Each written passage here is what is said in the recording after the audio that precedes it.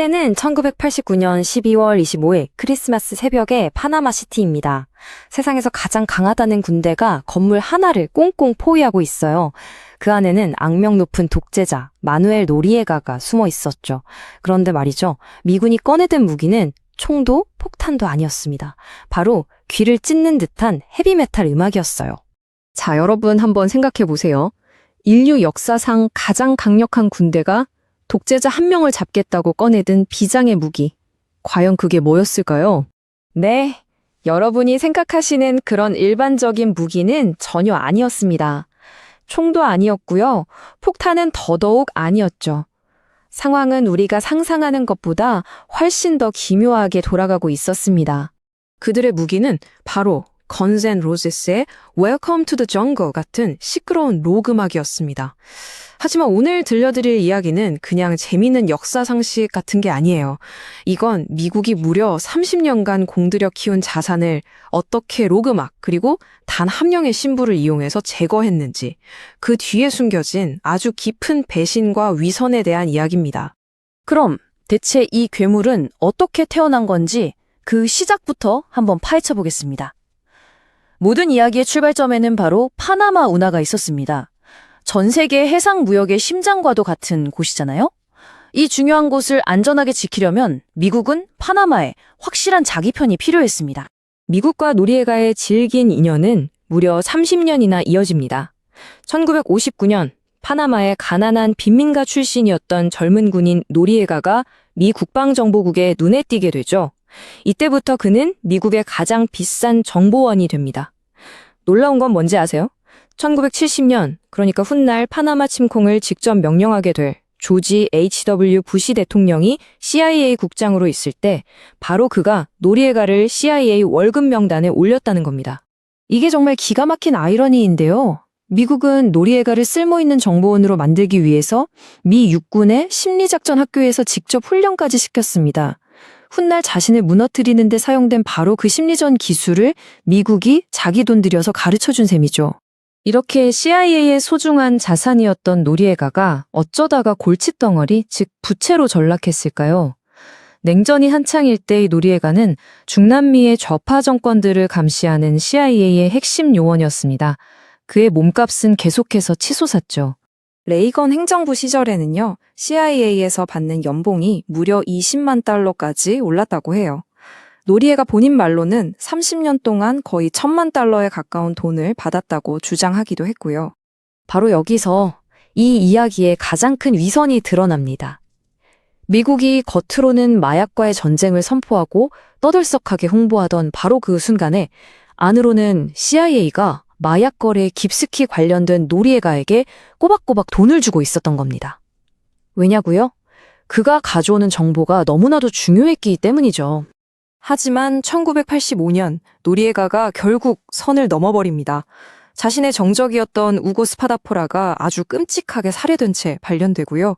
심지어 쿠바에 정보를 팔아넘기는 이중 스파이 짓까지 들통나게 돼요. 이러니 미국도 더는 그를 감싸줄 수가 없게 된 거죠. 귀중한 자산이 감당 안 되는 부채가 된 순간이었고 결국 1988년에 마약 밀매 혐의로 기소됩니다. 자, 이제 이야기는 클라이맥스로 향합니다. 바로 지옥의 플레이리스트가 등장할 차례죠. 1989년 12월 20일 미군 2만 7천 명이 파나마를 침공하는 정당한 명분 작전이 시작됩니다. 단 4일 만에 파나마군은 박살이 났는데 정작 잡아야 할 노리에가는 연기처럼 사라져버렸죠. 그리고 나흘 뒤 그는 마지막 카드를 꺼내듭니다. 크리스마스 이브에 노리에가가 쏙 들어간 곳이 바로 바티칸 대사관이었습니다. 국제법상 누구도 함부로 쳐들어갈 수 없는 말 그대로 신성 불가침 영역이었죠. 이로써 세계 최강의 미군은 신부님 한 분이 지키는 건물 앞에서 그냥 발만 동동 구르는 아주 우스꽝스러운 상황에 빠지게 됩니다. 이때 미군이 꺼내든 카드가 바로 음악 장벽이었어요. 처음에는 기자들이 도청할까봐 그냥 시끄러운 소음을 틀어놓은 거였는데 오페라를 사랑하고 록 음악은 경멸하는 노리에가의 취향이 알려지면서 이게 본격적인 심리전으로 바뀝니다. 선곡 리스트를 한번 보세요. 정말 기가 막힙니다. 바네네 파나마는 그냥 대놓고 조롱하는 거였고요. 정글에 온 걸 환영해 도망갈 곳은 없어. 법과 싸웠지만 결국 법이 이겼지 같은 노래들을 24시간 내내 틀어댄 겁니다. 심지어 릭 애슬리의 노래는 우린 절대 포기 안 해라는 메시지를 바티칸에 보내는 용도였다고 하네요. 하지만 이 작전은 곧 국제적인 망신거리가 됩니다. 바티칸은 물론이고 전 세계에서 이게 뭐 하는 짓이냐고 항의가 빗발쳤죠. 심지어 작전을 승인한 부시 대통령조차 개인적으로는 짱증스럽고 유치하다고 했을 정도니까요. 결국 이 시끄러운 음악은 단 3일 만에 멈추게 됩니다. 자, 그럼 여기서 진짜 질문입니다. 정말 그 시끄러운 록 음악 때문에 독재자가 두 손 두 발 다 들고 항복했을까요? 사실 이 이야기의 진짜 반전은 지금부터 시작됩니다. 바로 이 지점에서 이야기의 진짜 키, 신부의 마지막 카드가 등장합니다. 록 음악이 멈춘 뒤에도 노래가는 며칠 더 버텼거든요. 진짜 심리전은 대사관 밖의 시끄러운 스피커가 아니라 대사관 안에서 조용히 움직이던 한 명의 신부에게서 나왔습니다. 당시 바티칸 교황 대사였던 몬시뉴르 라보아는 훗날 이렇게 고백했어요. 나는 처음부터 그를 항복시킬 작전을 시작했다. 그의 계획은 처음부터 노리에가를 미군에게 넘기는 것이었습니다. 바티칸이 독재자를 보호하는 건 결국 파나마 국민들에게 아무 도움이 안 된다고 판단했기 때문이죠. 라보아 신부의 전략은 정말 치밀하고 냉정했습니다. 첫 번째, 노리에가를 측근들과 떼어내서 심리적으로 완전히 고립시켰어요. 두 번째, 어떤 나라도 당신을 받아두지 않을 거다라는 거짓 정보로 마지막 희망의 끈을 잘라버렸죠. 그리고 마지막 세 번째, 10분 안에 항복 안 하면 우리 그냥 대사관 버리고 나갈 겁니다. 그럼 당신 혼자 미군이랑 남는 거예요. 라는 최후 통첩을 날린 겁니다. 결국 1990년 1월 3일 마누엘 노리에가는 스스로 대사관 문을 열고 나와 미군에게 투항합니다. 록 음악이 멈춘 지 꼬박 닷새가 지난 후였죠. 그에게 결정타를 날린 건 헤비메탈의 소음이 아니라 한 신부의 차갑고 냉정한 심리전이었던 겁니다.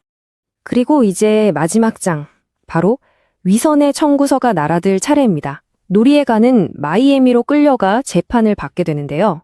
이 법정이야말로 이 모든 사건에 담긴 위선을 한눈에 보여주는 무대였습니다. 노리에가는 결국 40년형을 선고받았습니다. 재판 내내 그의 변호인들은 피고인이 CIA로부터 받은 돈이 얼만지, 무슨 일을 했는지 증언하게 해달라고 요청했지만 미국 정부는 국가 안보를 이유로 이걸 막기 위해 안간힘을 썼습니다. 30년 동안 마약상에게 돈을 주며 이용해 먹은 나라가 이제 와서 바로 그를 마약상으로 기소하는 정말 아이러니한 법정 드라마였죠. 노리에가는 미국에서 17년을 복역하고 그 뒤엔 프랑스로 또다시 고국 파나마로 송환되어서 2017년 83살의 나이로 세상을 떠날 때까지 감옥에서 생을 마감했습니다.